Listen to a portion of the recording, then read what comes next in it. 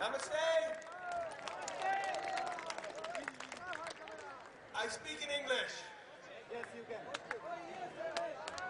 People ask me why I fight for the Bangladeshi Hindus. After all, I'm not Hindu, I'm Jewish. And I'm not South Asian, I'm American. So what am I doing here in Calcutta today? I can answer in many ways.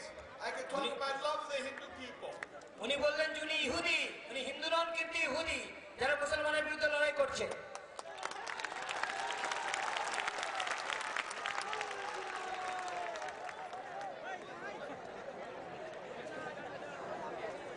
But I answer this way.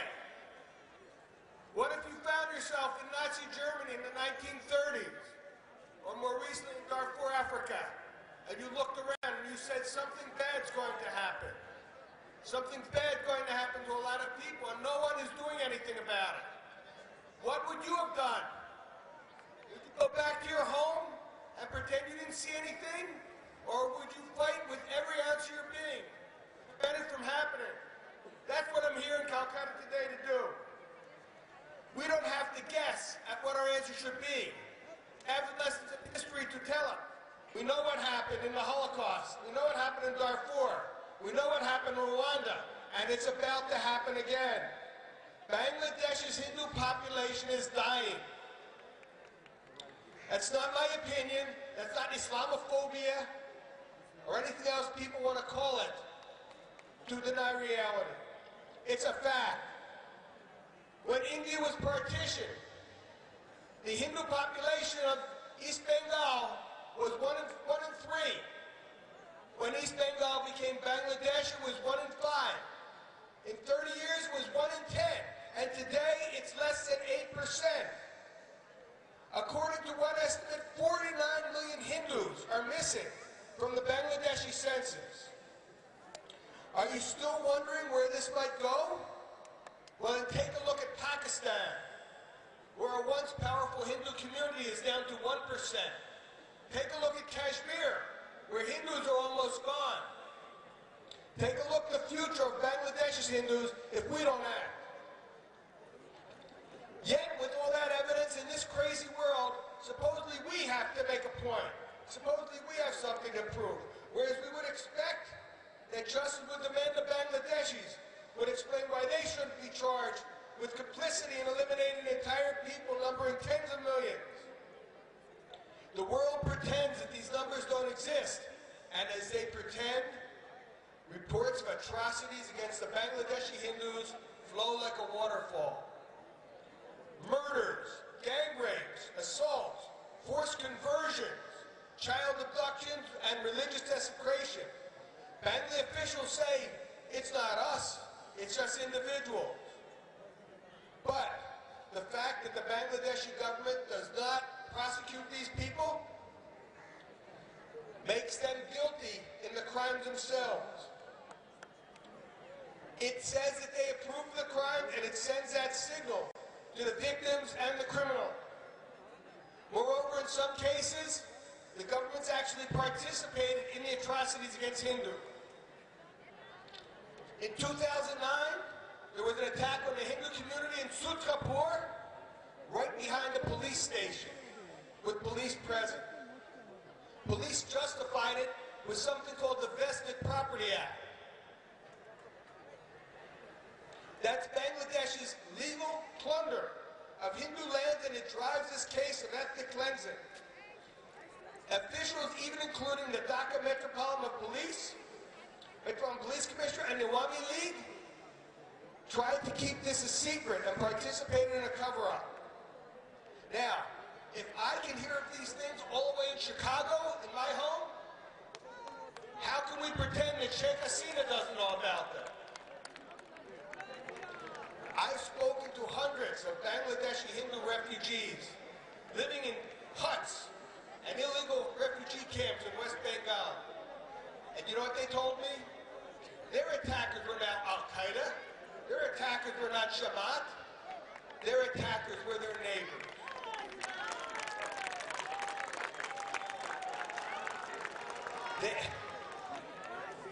Their attackers were everyday Muslims who knew they could do that and get away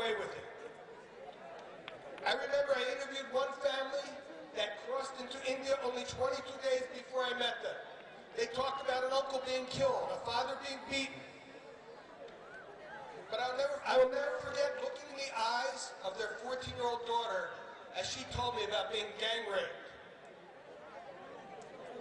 Who did it? Not Al-Qaeda, not Jamaat, but simply Muslims who lived in the area and knew that they could get away with it.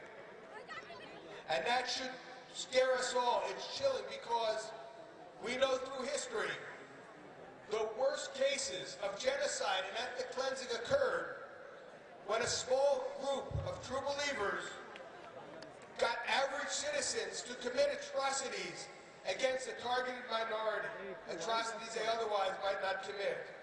There is no Gestapo in Bangladesh, there's no Janjaweed, but its Hindu community faces the same fate. Now some will say we shouldn't bring religion into this, that religion shouldn't be important, and maybe that's so in theory, but let us be clear about something. That little girl was not raped, and then, oh yeah, she happened to be Hindu. That girl was raped because she was Hindu. Those people that raped her were not rapists who, oh, happened to be Muslim. They raped her because they were Bangladeshi Muslims who knew they could get away with it. We were not the ones to bring religion into this discussion. If anyone has a problem with it, let them go to the ones who did. And the election of a pro-minority Awami League has done nothing, has changed nothing.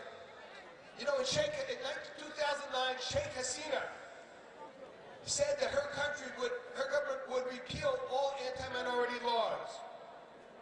Did she realize what she was saying? Usually Bangladeshi officials hide behind excuses in their constitution.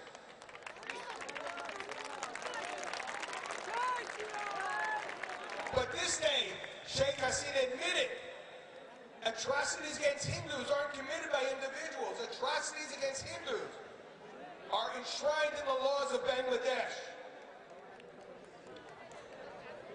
And did she repeal those laws as she promised? No, not at all.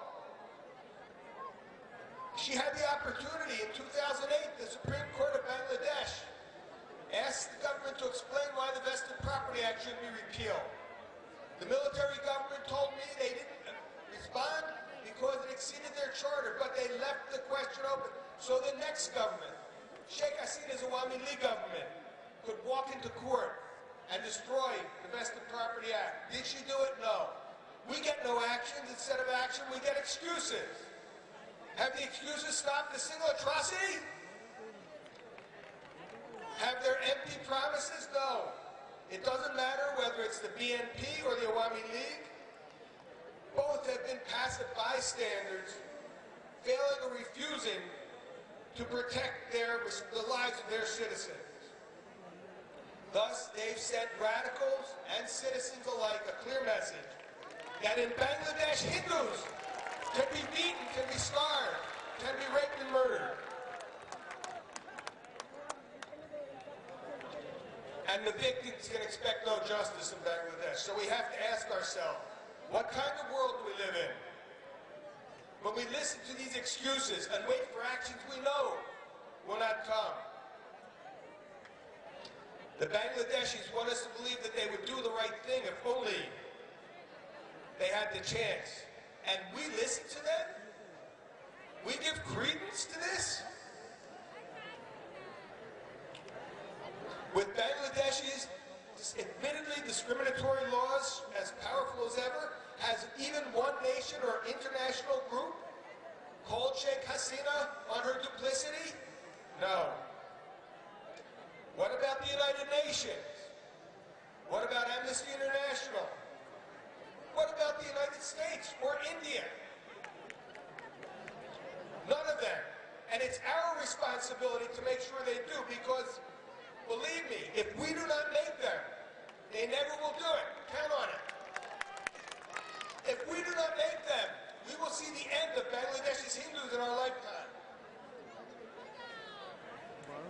So what do? First, we have to stop looking for somebody else to take action for us. We must take it ourselves.